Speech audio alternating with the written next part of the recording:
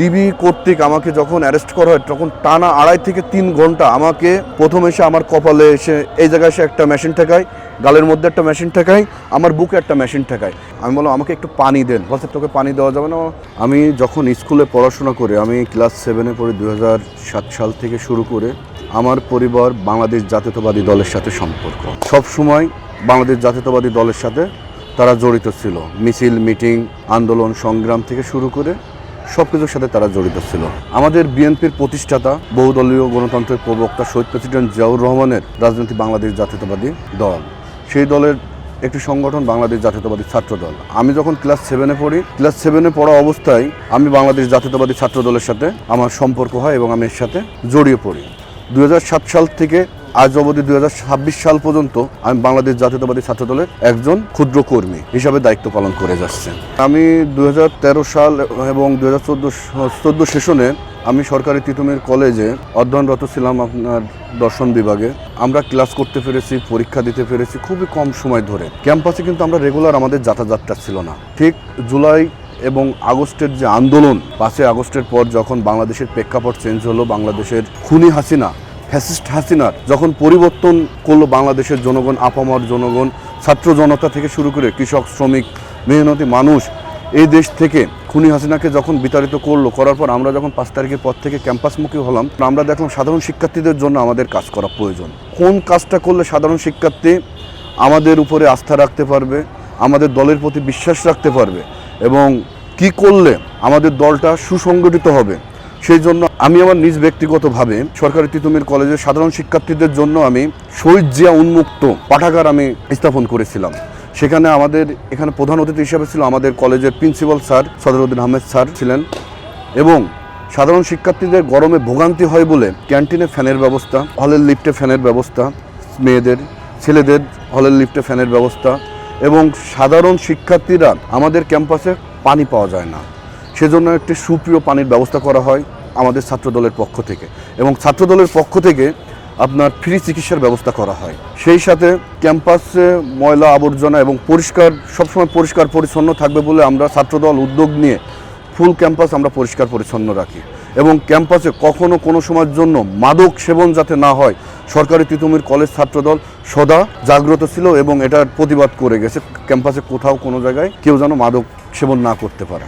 2009 সাল থেকে আপনার 2008 সালের 28শে ডিসেম্বর থেকে শুরু করে 2024 সাল পর্যন্ত খুনি হাসিনা সরকারের আমল ছিল এখানে। 2013 থেকে 2014 সাল পর্যন্ত আমি 14 সালে আমি এই ক্যাম্পাসে ভর্তি হই। 14 সালের পর থেকে আমাদের কার্যক্রম ক্যাম্পাসমুখী খুবই একটা কম ছিল।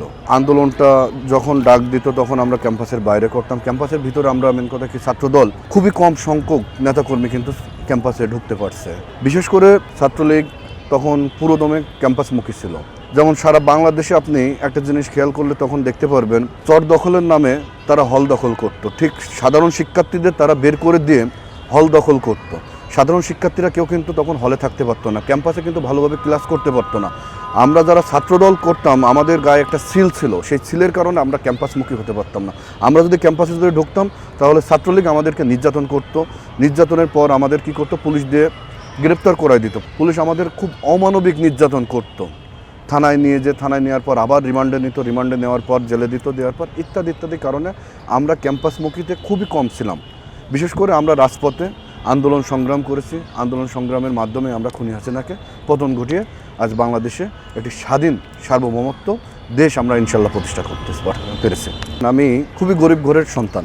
আমার বাবা মা খুবই কষ্ট করে আমাকে ঢাকায় পড়াশোনা করতে পাঠাইছিলেন এবং আমার ধ্যান জ্ঞান সব কিছুই ছিল বাংলাদেশ জাতীয়তাবাদী ছাত্রদল। এই ছাত্রদলকে আমি মনে প্রাণে ধারণ করে এই দলটা যখন আমি করার পর আমি জানতাম এই দল করতে আসলে বিপদ আছে। সেই বিপদটা জেনেও আমি কিন্তু এই দলটা করেছি। আমি 2007 সাল থেকে শুরু করে আজ অবধি দীর্ঘ 17 বছর যাবৎ ধরে আমি বাংলাদেশ জাতীয়তাবাদী ছাত্রদল সাথে সম্পর্ক। আর আমার নির্যাতনের কথা বলতে গেলে অনেক ইতিহাস। 2012 সালে আমি ঝিনাইদহ কেসি কলেজ ছাত্রদলের যখন জয়েন্ট সেক্রেটারি ছিলাম তখন ওখানে ইলিয়াস আলী ভাই গুম যখন হয়েছিল তখন তার মুক্তির জন্য তাকে বাংলাদেশের জনগণের সামনে আবার প্রেজেন্ট করার জন্য আমাদের দল বিএনপি একটি হরতালের ডাক দেয়। সেই হরতালে আমি আমলিগ এবং পুলিশের নির্যাতনের শিকার হই এবং আমি গুলিবিদ্ধ হই 2012 সাল। সেখান থেকে ধরেন আমি 2013 সাল এবং 13-14 সেশনে আমি ঢাকাতে ভর্তি হই। ঢাকাতে ভর্তি হওয়ার পর বাংলাদেশের ছাত্র রাজনীতির কিভাবে দল করলে সারা বাংলাদেশ এবং সাধারণ ছাত্রছাত্রীদের মাঝে সবার সামনে পরিচিত লাভ করা যায়, সেজন্য আমি আমার জীবনে এবং দলটাকে আমি ধারণ করেছি কিভাবে এই গভর্নমেন্ট ফ্যাসিস্ট সরকার কিভাবে পতন করা যায়। দলের দিক নির্দেশনা যেভাবে আমাকে দিয়েছে আমি ঠিক সেভাবে নির্দেশনা পালন করেছে। আর বিশেষ করে আমার নামে অনেকগুলো মামলার আসামি। আমি 4 বার জেল খেটেছি। আমি দীর্ঘ 22 দিন আমি গুম ছিলাম। আমার গুমের বিবরণ যদি আমি এখনও যদি আমার যদি মনে পড়ে, আমার গায়ের পশম এখনও শিহরিত হয়।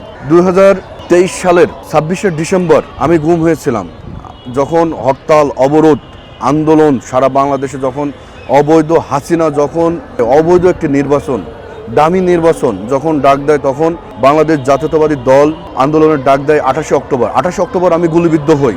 নাইটেঙ্গেল মোড়ে পুলিশের সাথে ব্যাপক একজন রক্তক্ষয়ী সংঘর্ষ হয়, সেখানে আমি গুলিবিদ্ধ হই। আমার শরীরে কিন্তু এখনও সেই ছোট ছোট সেই ইগুলো এখনও কিন্তু আমার শরীরে এখনও সেটা বহমান, ওইগুলো এখনও আছে। এবং আমি 2023 সালে 26শে ডিসেম্বর আমাকে যখন গ্রেপ্তার করে নিকুঞ্জ একটি বাসা থেকে, সেখানে ডিবির একটি স্পেশাল টিম ছিল। সেই টিমটা তাদের কাজই ছিল সরকারি তিতুমির কলেজ ছাত্র নেতাদের যারা আছে, যে যেখানে আছে, তাদেরকে গ্রেপ্তার করা।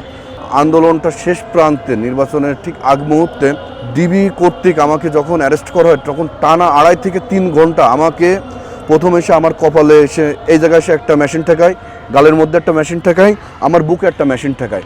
মেশিন ঠেকানোর পর আমার 2 হাতটা ঠিক এইভাবে পিছনের দিকে নিয়ে আমাকে হ্যান্ডকাপ পরিয়ে ইচ্ছা মতো আমাকে মারধর করে। এত পরিমাণ মারধর করে আমার বুকে থেকে শুরু করে মানে যেখানে মন চায় সেখানে মারে, এবং আমাকে লাস্টের দিকে গুলি করে দিবে, ওখানে গুলি করে দিবে। এবং আমার সাথে ওখানে আমার এক ছোটো ভাই ছিল সহযোদ্ধা, সেও আমার সাথে কিন্তু ওই দিন গুম হয়, কিন্তু তাকেও কিন্তু শারীরিকভাবে নির্যাতন করে।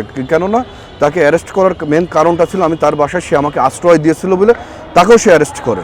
আর আমার আরেকটা ফ্রেন্ড ছিল ফরাদ নাম করে, তাকেও আমাকে গ্রেপ্তার করার ঠিক ঘন্টা 2 আগে তার সাথে আমার যোগাযোগ হয় মোবাইলের মাধ্যমে। যোগাযোগ হওয়ার কারণে তাকে অ্যারেস্ট করে আমাকে লোকেশনটা পাওয়ার পর আমাকে নিয়ে যায়। এইভাবে করতে করতে আমাকে গাড়িতে তোলে। গাড়িতে তোলার পর দীর্ঘ সময় গাড়ির মধ্যে আমাকে পিস্তল দিয়ে আমাকে এখানে মারতেছে, ওখানে মারতেছে, যা ইচ্ছা তাই মারতেছে, যেখানে খুশি সেখানে মারে। এই করতে করতে আমাকে ডিবি অফিসে নিয়ে গেল। ডিবি অফিসে নিয়ে যাওয়ার পর আমার গাড়ি থেকে যখন নামানোর পর আমার হাতটা ঠিক এইভাবে দেওয়া, মাথার নিচু, চোখ বাঁধা অবস্থায় আমাকে ডিবি অফিসের নিয়ে যাওয়া গেল। সেটা হলো কাউন্টার টেররিজম, সিটিটিসি, ওদের একটা ইউনিট আছে। এই ইউনিটে আমাকে নিয়ে গেল আন্ডারগ্রাউন্ডের মধ্যে, অন্ধকার রুম, আবদ্ধ রুম, যেখানে কোনো মানে শুনশান নীরবতা এক প্রকার, কেউ কোনো সাউন্ড করে না। ওখানে নেওয়ার পর আমাকেই করার পর বলতেছে তোকে নিয়ে বের হব, চল। তখন হলো ডিবির প্রধান ছিল হারুন সাহেব। তার আগে 1 সপ্তাহ আগে আমার ভাগ্নেকে অ্যারেস্ট করে, যখন আমাকে অ্যারেস্ট করতে গেছিলো, তখন আমি যে কোনোভাবে হোক ডিবির চোখ ফাঁকি দিয়ে আমি পালিয়ে ওখান থেকে বেরিয়ে আসি। তখন আমার ভাগ্নেকে নিয়ে যায় ভাগ্নেকে চরমভাবে টর্চার করে। ঠিক তার 1 সপ্তাহ পরে আমি অ্যারেস্ট হই। অ্যারেস্ট হওয়ার পর আমাকে ডিবি অফিসে নিয়ে যাওয়ার পর আমার প্রথম হলো আমার বাসার রেড দেয়, অস্ত্র আছে কি বোম আছে, যেহেতু আমি আন্দোলন সংগ্রাম করছি, জীবনের ঝুঁকি নিয়েছি, এই কারণে আমার বাসাটাকে রেড দেয়। আমার বাসায় রেড দেওয়ার পর খোঁজাখুঁজি করার পর 28শে অক্টোবর আমি যখন যেটা নিয়ে আমার মেন যে ভিডিওটা আমার ভাইরাল হলো, পুলিশের গাড়ির মুখে বড় একটা ঘটনা ঘটছিল, ওখানে পুলিশ অবরুদ্ধ করে রেখেছিলাম আমরা ওই জায়গাটায়। আমার তো আত্মীয় স্বজন, মা বাবা, কারোর সাথে আমার যোগাযোগ নাই। ভোরের দিকে আমাকে নিয়ে আসলো এবং আমার এক বড় ভাইয়ের বাসায় তখন রেড দিল, বললো অমুক কোথায়। আমি তার বাসাটা তখন আমি প্রথম চিনাই না, পরে আমাকে অনেক মারধর করলো গাড়ির ভিতরেই। করার পর আমি তার বাসাটা, আমি জানি সে থাকবে না বাসায়, এই কারণে আমি তাকে তার বাসাটা আমি চিনাই দিয়েছিলাম। ওই সময়টায় চিনাই দেওয়ার পর সে পায়নি, তাকে না পাওয়ার পর আমাকে আবার নিয়ে আসার পর গাড়িতে উঠানোর পর আমাকে মারধর করতে করতে আমাকে নিয়ে আসলো ডিবি অফিসে নিয়ে আসার পর তখন আমার সাথে আমার ফ্রেন্ড অ্যারেস্ট হয় এবং আমার একটা ছোট ভাই হয়। তিনজন অ্যারেস্ট হওয়ার পর ওদের একটা রুমের মধ্যে আমাকে নেওয়ার পর ওই ছোট ভাইয়ের হাতে দিল ফুলের টপ, 2 হাতে ফুলের টপ দিয়ে, হাতে হ্যান্ডকাপ পরা, আর আমার ফ্রেন্ডের হাতে হলো 5টা ইট দিল। দেওয়ার পর এরকম ধরে আছে, আর আমার হাতে হ্যান্ডকাপ দিয়েছে। দেওয়ার পর ওইটা আবার সামনে পার নিয়ে এসে হ্যান্ডকাপ দিয়ে 5টা না 6টা ইট নিয়ে এসে এভাবে আমাকে দাঁড় করায় রাখার পর আমাকে ডিবির যে 3টা অফিসার ছিল, এডিসি, এসি এবং ওসি, এই 3জন লোক ইচ্ছা মতো আমাকে বেধড়কভাবে পিটালো, যেটা এখনো মনে পড়লে আমার মানে খাওয়া দাওয়া ঘুম কোনো কিছুই আসে না। আমি আজ যেখানে ফিরে এসেছি, আসলে আমার লাইফটা আমি হয়তো বা জীবনে কোনোদিন কোনো একটা পূর্ণ কাজ করেছিলাম। বাবা মার দোয়া আছে, আত্মীয় স্বজনের দোয়া আছে, প্রতিবেশীর দোয়া আছে, এই কারণে হয়তো বা আমি এই দেশে আমি আসতে পেরেছি, এই মানুষের সাথে আমি মিশতে পারছি, দেখা করতে পারছি। আমার মানে আমাকে এত পরিমাণ নির্যাতন করছে, তখন আমি সেন্সলেস হয়ে গেলাম। সেন্সলেস হওয়ার কারণে আমাকে নিয়ে গেল পুলিশ হসপিটালে। পুলিশ হসপিটালে নিয়ে যাওয়ার পর প্রায় 2.5 থেকে 3 ঘন্টা আমাকে এই করার পর তারপর আমার সেন্স নিয়ে আসলো। সেন্স নিয়ে আসার পর আমাকে নিয়ে আসার পর এবার আবার আমাকে টর্চার রুমে নিয়ে গেল। নিয়ে যেন বলছে তোর তো অনেক ব্যথা, তাই না, তাকে বলে তোকে সাপোসিটার দিই। তখন আমাকে সাপোসিটার দিল এবং আমাকে খাবার দিল। আমি বললাম আমি খাবার খাবো না। আমি বললাম আমাকে একটু পানি দেন। বলছে পানি দিলে তুই বমি করবে অথবা আবার সেন্সলেস হয়ে যাবে, তোকে পানি দেওয়া যাবে না। প্রচুর পরিমাণ গ্যাস্ট্রিক অ্যাটাক করছে। বলছে তোর এখন গ্যাসের ওষুধটাও যদি আমি দিই না, তাহলে তোর পানি খাওয়া লাগবে, পানি খাইতে গেলে তুই মনে কর ঝামেলা হবে। আমাকে যখন লাস্টের স্টেপের দিকে যখন আমাকে তারা এই করলো, আমার পায়ের নখগুলো আপনি বিশ্বাস করবেন না করবেন প্লাস দিয়ে এরকম মোড়া মারছে, টিপ মেরে মেরে ধরছে, আমার এত পরিমাণ নির্যাতন করছে। লাস্টের দিকে যখন আমি কোনো কিছু স্বীকার করি না এবং আমাকে পেটের দিকে কলম মারে এবং লাস্ট স্টেপে যখন ডিবি আমাকে বলে তুই অমুক জায়গা প্রধান বিচারপতির বাসভবনে তুই হামলা করেছিস, পুলিশ মার্ডার করেছিস, এটা যদি তুই স্বীকার করিস তাহলে তোকে আমি ছেড়ে দিব এবং থানায় চালান দিয়ে দেবো, তুই তখন কোর্টের মাধ্যমে তুই জামিন নিয়ে নিবি। বললাম ভাই আমি যেটা করিনি সেটা করবো কেন? লাস্টের দিকে তারা কি করলো, একটা বল নিয়ে আসলো আমার সামনে, কারেন্টের একটা বল, যেখানে আমাকে বললো প্রস্রাব ফের। ওই বলটার মাধ্যমে যখন আমি প্রস্রাব ফেরলাম, ফেরার সাথে সাথে আমি সেন্সলেস হয়ে গেলাম এবং আমার ব্লাড বেরোলো। সে বিমর্ষকর, আমি আর ভুলতে পারি না। আমাকে এত পরিমাণ টর্চার করছে ডিবি, কল্পনার বাইরে। বিশেষ করে আমার নখগুলো যখন প্লাস দিয়ে এরকম টিপ মেরে মেরে করছে, আমার প্রত্যেকটা নখ কিন্তু তোলা। এবং আমার পাটা যখন উপরে ফ্যান সিস্টেম থাকে না, ফ্যানের ওই যে ক্লিপটা থাকে, ওই ক্লিপের মধ্যে দড়ি দিছে, দিয়ে আমার পাট দুইটা উপরে নিয়ে মাথায় নিয়ে আমাকে টর্চার করছে। আমি আজকে টানা 22টা দিন যেভাবে আমাকে টর্চার করছে সেটা কল্পনার বাইরে। 5 আগস্টের পর আমাদের বিএনপির চেয়ারম্যান জনাব তারেক রহমান বারে বারে আমাদের নেতাকর্মীদের কিন্তু সতর্ক করে বলেছেন, কোথাও কোনো অপ্রীতিকর কোনো ঘটনা যদি ঘটে এবং বিশেষ করে কেউ কোনো ছাত্র নেতা কিংবা ছাত্র দলের কোনো কর্মী যদি চাঁদাবাজের সাথে যদি জড়িত থাকে, তাকে তাৎক্ষণিকভাবেই সাংগঠনিক ব্যবস্থা নেওয়া হয়েছে। এবং বিশেষ করে কখনো যদি কারোর নামে যদি কোনো অপ্রীতিকর ঘটনা যদি ঘটেও থাকে, কখনো যদি ঘটেছেও, সাথে সাথে আমাদের দল সাংগঠনিক ব্যবস্থা নিয়েছেন। আর ছাত্র দল কখনো চাঁদাবাজি করতে পারে না। বাংলাদেশ জাতীয়তাবাদী ছাত্র দল কখনো চাঁদাবাজি, টেন্ডারবাজি, আহাজানি, খুনাখুনি কখনো কোথাও করতে পারেনি, পারবো না ইনশাল্লাহ। আমাদের সরকারি তিতুমির কলেজে শুধু যে এখানে ছাত্র দল অবস্থান করছেন সেটা কিন্তু নয়, এখানে কিন্তু প্রত্যেকটা সংগঠনের কিন্তু সহ অবস্থান আছেন। তারা তাদের কার্যক্রম চালিয়ে যাচ্ছে, আমরা আমাদের কার্যক্রম আমরা চালিয়ে যাচ্ছি। তাদের সংগঠনের যেমন নিয়ম আছে, আমাদের সংগঠন ঠিক তেমন নিয়ম আছে।